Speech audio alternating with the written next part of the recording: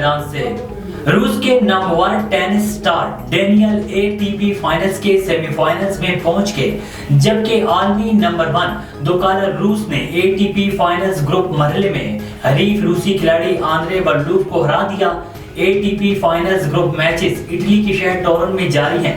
ATP finals کے group green میں مردوں کے سنگلز مقابلوں کے میچ میں روسی کھلاڑی نے عمدہ کارکردگی کا مظاہرہ کرتے ہوئے جرمن حریف کھلاڑی کو شکست دے دی۔ بھارت میں ہونے والے ورلڈ کپ 2023 کا دوسرا سیمی فائنل آج جنوبی افریقہ اور آسٹریلیا کی ٹیموں کے درمیان کھیلا جائے گا۔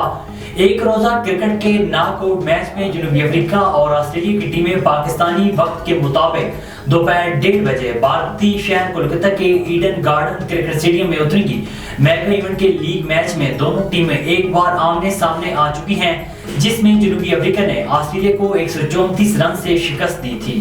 قومی آل راؤنڈر عماد وسیم نے بابر اعظم کا کپتانی سے مستعفی ہونے کا فیصلہ درست قرار دے دیا۔ عماد وسیم کا کہنا تھا کہ بابر اعظم کی جانب سے کرکٹ کے تینوں فارمیٹ کی کپتانی سے دستبردار ہونے کا فیصلہ درست ہے۔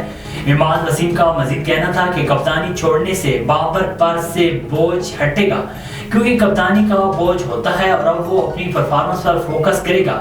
سابق آل راؤنڈر عبدالرزاق نے کہا ہے کہ بابر اعظم پاکستان کے نمبر 1 کھلاڑی ہیں، ان کو ٹیم میں ہونا چاہیے جیسے بھارتی ٹیم میں کوہلی ہے۔